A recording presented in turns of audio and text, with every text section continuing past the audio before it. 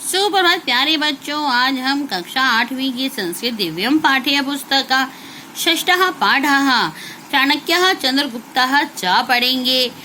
तो इसका अर्थ है चाणक्य और चंद्रगुप्त। इस पाठ में कत और कतवतु प्रत्यय का प्रयोग किया गया है। चलिए हम पाठ को शुरू करते हैं। तक्षशिलायाम एकः ब्राह्मणः आसीत्। तक्षशिला में एक ब्राह्मण था। तस्य नाम चाणक्य कौटिल्य आसीत्। उसका नाम चाणक्य, कौटिल्य ब्रैकेट में लिखा है क्योंकि उसे चाणक्य भी कहा जाता था और कौटिल्य भी कहा जाता था, तो उसका नाम चाणक्य था। सः कृष्णवर्णाकृ शरीरा खलवाटः शीर्षे दीर्घशिखः स्थूलोष्टः अत्यंत कुरूपः परंतु बुद्धि कौशले अप्रतिमः आसीत्।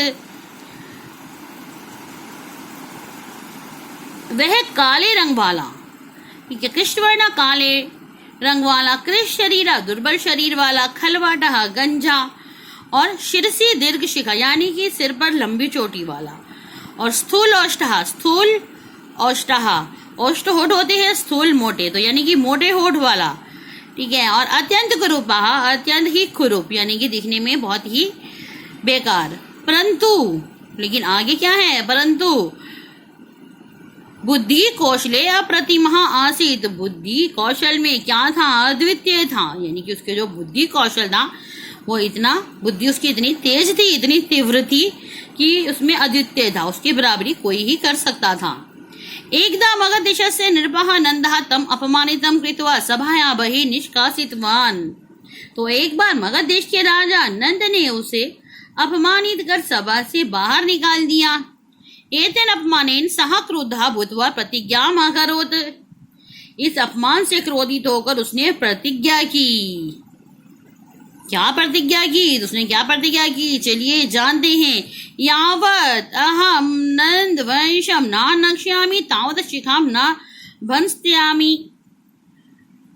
वो कहता है कि जब तक मैं नंद वंश का नाश नहीं कर दूंगा तब तक चोटी नहीं बांधूंगा। एतत् निश्चयं कृत्वा सः एकं योग्यं युवकम् अन्वेष्टुं गृहात् निर्गतः।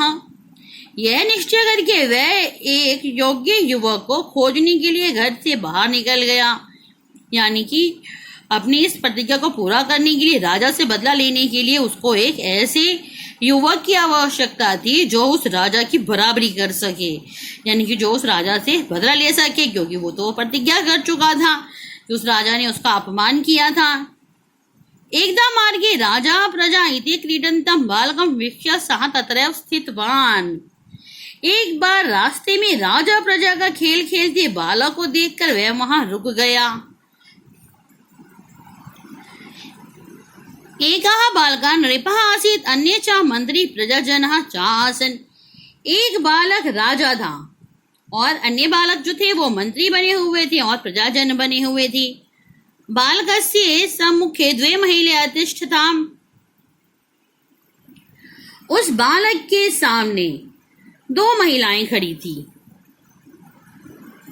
एकस्या अंके एकः शिशु आसीत् और एक की गोद में एक बच्चा था। सा नृपाय अकथयत् एषा मम शिशु अस्ति। वह राजा से बोली, उसने राजा से कहा यह मेरा बच्चा है। अन्य अवदत, दूसरी बोली एषा मम शिशु, यह मेरा बच्चा है। विवदमाने द्वे नृपः अवदत। अब उस राजा बने, उसने कहा, दोनों के विवाद पर राजा बोले,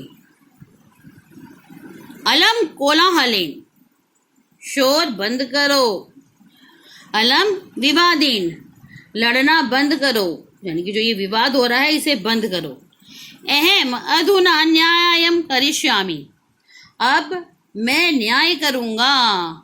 सा सैनिकम आदिष्टवान, उसने सैनिक को आदेश दिया। शिशौ द्वे खंडे कृत्वाम अर्धमा अर्धमा ताभ्यम यच। उसने क्या आदेश दिया, उसने आदेश दिया कि बच्चे के दो टुकड़े करके आधा आधा दोनों को दे दो। तदैव एका महिला नृपस्य चरणयोः पतित्वा अवदत्। तब एक महिला राजा के चरणों में गिरकर बोली, महाराज एवं माँ गुरु, ऐसा मत कीजिए। शिशु माँ मार्या, शिशु को मत मारिए। तदैव एका महिला नृपस्य शिशु तस्य एव महिलाएं यच्छतु, जो ये बालक है ये उस महिला को दे दीजिए। बालक नृपः अवदत्, जो बालक राजा था वो बोला, सैव शिशो माता अस्ति, कि वही इस बच्चे की माँ है। चाणक्ये तत् सर्वम् अपश्यत् बालकस्य च न्यायं दृष्ट्वा स्तब्धः जाता। चाणक्य ने यह सब देखा और बालक का न्याय देखकर आश्चर्यचकित हो गए। चाणक्य बालकस्य मातु अनुमत्या तं तक्षशिलायाम् अन्यत्। चाणक्य बालक की माता की अनुमति लेकर उसे तक्षशिला ले गई।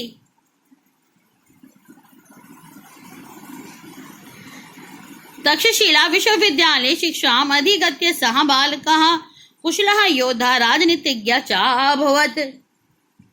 तक्षशिला विश्वविद्यालय में शिक्षा प्राप्त करके वह बालक कुशल योद्धा और राजनीतिज्ञ हो गया। सः चाणक्यस्य सहायतया नष्टवान् मगधदेशस्य च नृपः अभवत्। उसने चाणक्य की सहायता से नंद को नष्ट किया और मगध देश का राजा हुआ। सः चंद्रगुप्त मौर्य इति नाम्ना प्रसिद्धः जातः चाणक्य च तस्य महामंत्री अभवत्। चंद्रगुप्त मौर्य इस नाम से प्रसिद्ध हुआ तथा चाणक्य उसके महामंत्री हुए। चाणक्येन स्वकीय अनुभवेन चिंतनेन च राजनीतिम् आश्रितम् अर्थशास्त्रम् नामिकः ग्रंथः लिखितः। चाणक्य ने स्वयं के अनुभव और चिंतन से राजनीति पर आधारित अर्थशास्त्र नाम का एक ग्रंथ लिखा। अधुनापि अयम ग्रंथः विभिन्न स्तरेषु पाठ्य पुस्तक रूपेण पाठ्यते। यह ग्रंथ विभिन्न स्तर पर पाठ्य पुस्तकों के रूप में पढ़ाया जाता है।